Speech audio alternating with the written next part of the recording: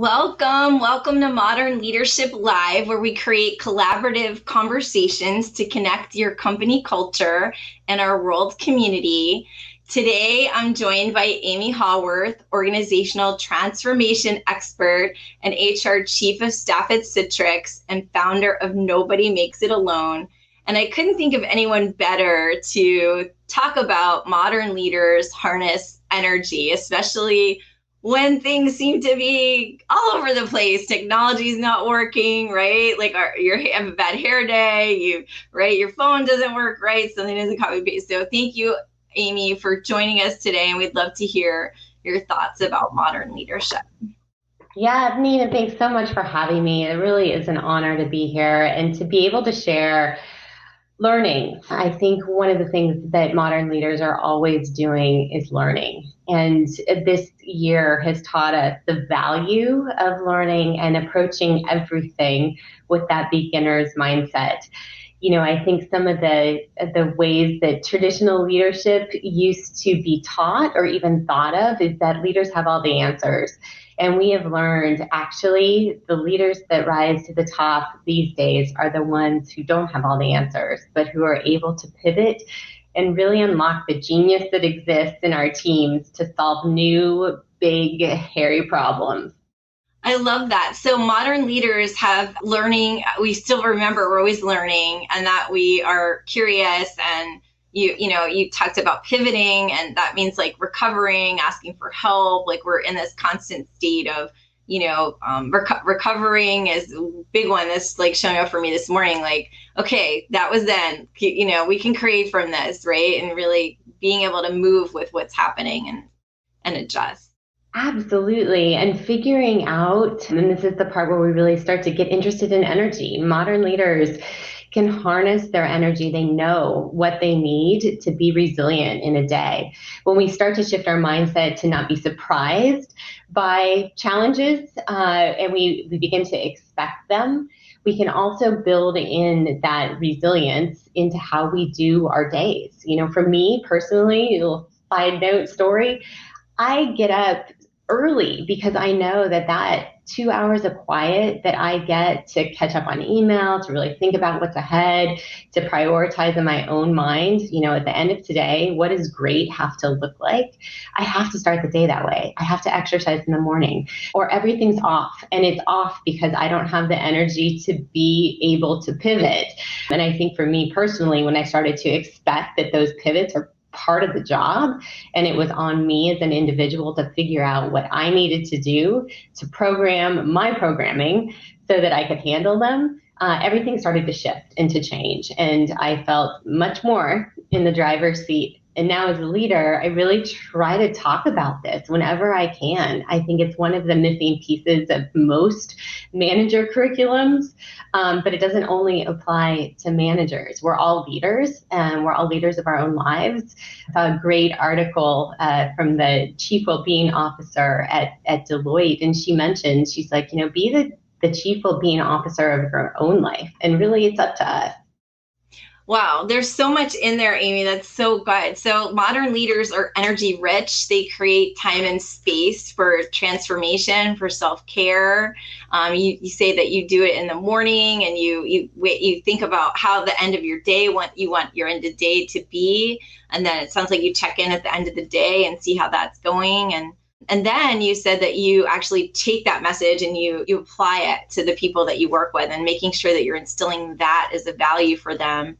And you also asserted that everyone's a leader. So say more about that. What old paradigms might get in the way of what you're saying, especially that everyone's a leader? I'd love to hear that. Well, let me start with a really quick story. So I was actually, I have a son, he's a fifth grader, and I was telling him that you and I were going to be doing this today because our mornings are about getting ready for school, and this was a little bit different. And so as I was telling him what we were going to be talking about, he said, no offense, Mom, but why'd she pick you? And in his mind, to be a leader, you have to have a large team of people who you manage, right now in my current role at work, I'm an individual contributor. I don't have direct reports. He knows that, and he knows that was part of a decision I made in taking this role. And so it at first, it kind of punched me in the gut. I'm like, oh, why is she talking to me? Like it hit that spot of who am I to talk about leadership? And what I began to explain to him, and it led to a really great conversation, is just how leadership shows up. What does it mean to lead through influence, which is a huge part of my job, and honestly, a whole new muscle that I really have had to invest in while in this role in the last 3 years. It's that leading by influence. It's huge. It's often overlooked. Talking about it's not a title. What does it look like to lead at home? What does it look like to lead as a parent? What does it look like to lead in our communities? And so each of us, when we look across our lives and the roles we play, not only might we be showing up in different roles and different fields of play, but also not waiting for the permission of a title to show up with a new idea or to push for something that you know based on your values is the right thing. We're offered so many opportunities in a day, even to change up how people treat and interact with the clerk at a grocery store. We create change. And in my mind, that's what a leader does, is create something new, different, pioneering, and see if you can bring a few people along with you on the ride. Well, a couple of things. I mean, I would love to spend all day with you. So if anyone out there is asking, who am I to lead? Your answer is, well, who are you sort of not to lead? And you're probably asking that question. And it's probably harder. What you're suggesting is it's actually harder when you don't have direct reports to lead, because you really have to tap into your own thought leadership and your own influence to create change. And then you said, I love how you're creating change with your own son about, hey, modern leaders maybe have good thoughts that inspire people to action. I love that, Amy. I love how you're practicing what you're preaching about. Really, I think the best leaders also, like you said, like take their responsibility to that next generation and to the people around them to create something better, something for the good. I love that. So good.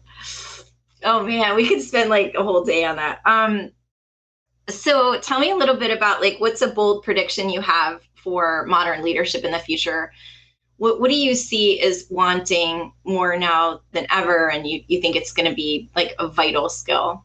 Yeah, I think what I'm seeing, a couple things, organizations are making a big shift to focusing on outcomes over activity. And many organizations have felt like they've been doing this for a number of years, but I think this move to a much more dispersed workforce is going to be showing us just how hard sometimes it is for certain types of roles to be measured on outcomes, chart their own progress on outcomes. So that would be a bold prediction for leaders, is to get good at leading by outcomes. The second one that I think is kind of exciting is a workforce that's going to increasingly include artificial intelligence. So the modern leader of the future is going to know how to interact with humans and also going to know how to interact with robots. And what is it going to feel like to bring those two together, whether that's through, bless you, augmentation, machine learning, or actually just robots who can do some automated pieces of jobs, and to be able to continue to inspire the human beings that are part of the workforce of the future, and to really think about how to use artificial intelligence to create the world that we want to live in. But this is a whole other place that we are just about getting ready to go to. Citrix put out a great piece of research called Work 2035, and it's on the Citrix website, and I would just encourage everyone to take a look at that. It kind of looks at 4 different scenarios for the workforce of the future, and with some really great information based on interviews and research done earlier this year. Amy, thank you so much for joining us. And I love that you're here, and I appreciate you so much. If you have a story you want to share, join us. Amy's link will be in the chat.